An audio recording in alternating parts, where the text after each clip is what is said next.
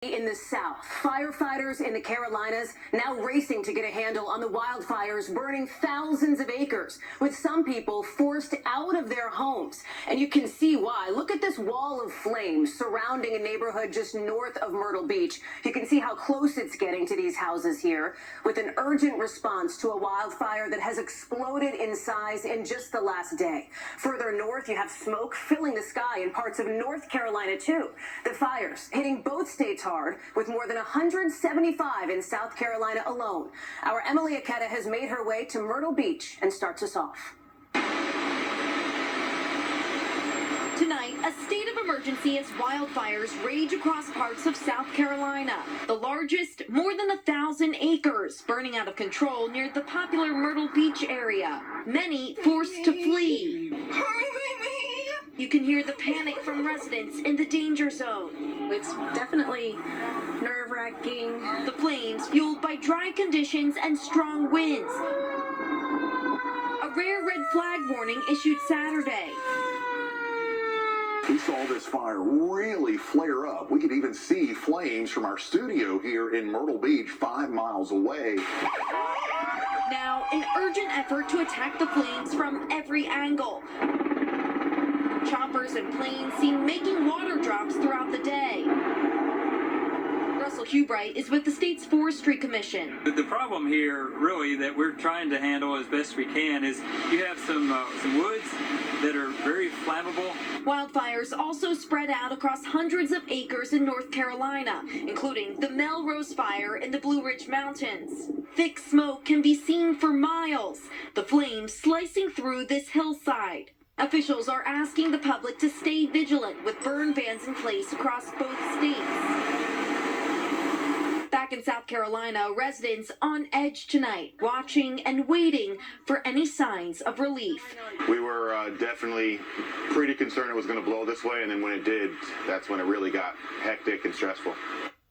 Well, even in just the last couple of minutes, we've watched these flames multiply, and the concern for fire officials moving into the next couple of days is they are expecting the winds to pick back up, and they could carry embers and flames to new dry ground. Hallie?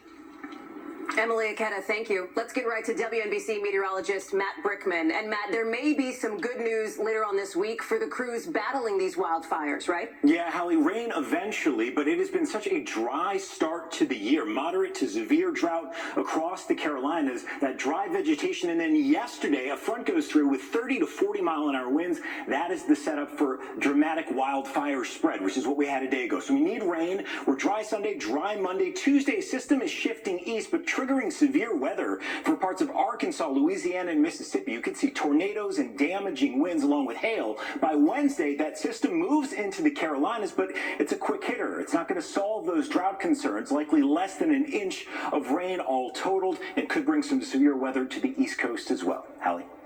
Matt Brickman, thank you. To breaking news tonight, and European leaders rallying around the Ukrainian president, who says he's ready to sign that rare minerals deal with the U.S. just days after a stunning clash in the Oval Office with President Trump. Vaughn Hilliard reports.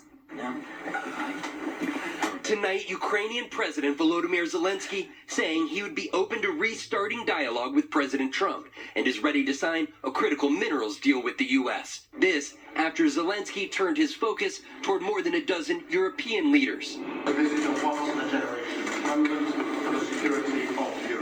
French President Emmanuel Macron and British Prime Minister Keir Starmer announcing today they will now work on a draft Ukraine-Russia peace proposal. We've agreed that the UK, France and others will work with Ukraine on a plan to stop the fighting. Then we'll discuss that plan with the United States. The meeting comes after Friday's contentious Oval Office exchange. You don't have the cards right now.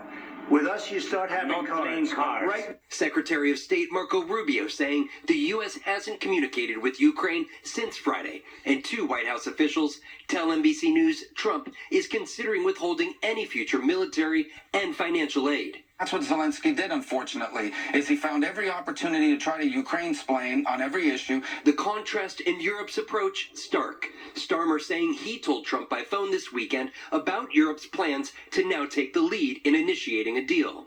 A spokesperson for the Kremlin, in remarks published today, hailing Trump's skepticism of the current world order, saying, quote, "The new administration is rapidly changing all foreign policy configurations. This largely coincides with our vision." Democratic Senator Chris Murphy blasting the White House's handling of negotiations. Now the White House has become an arm of the Kremlin.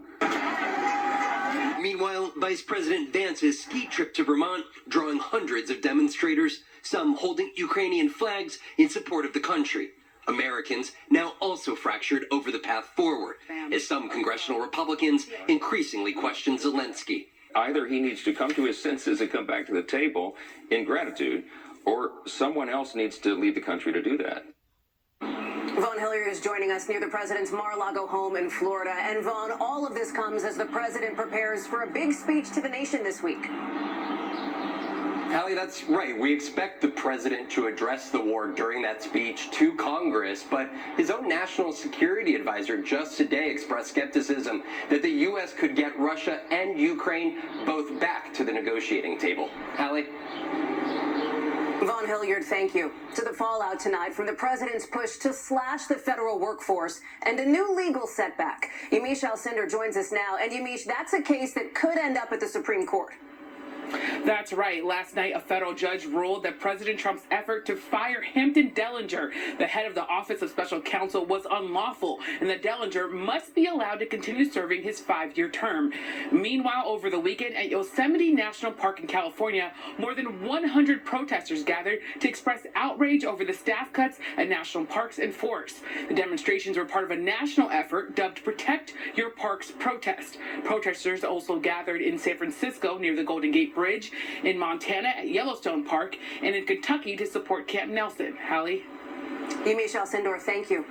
Overseas now, Israel has paused all humanitarian aid entering Gaza today. You see the long lines of trucks right there waiting to get into Gaza through the Rafah crossing along the border with Egypt. The move coming after Hamas refused to accept Israel's proposal to temporarily extend a ceasefire deal there.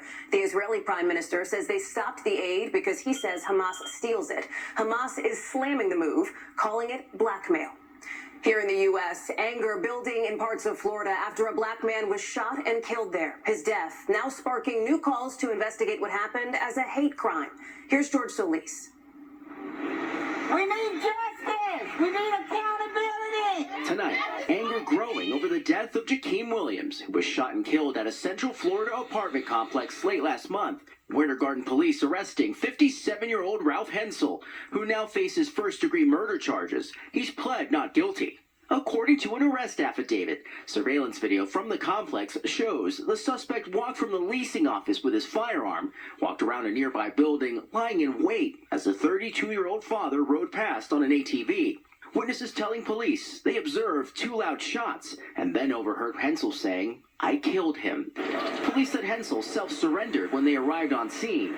I shouldn't have to bury my son. Williams' mother, inconsolable.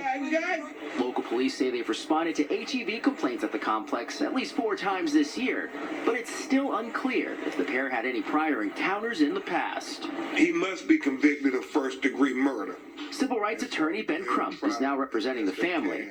This white man took the law into his own hands and killed this young black father.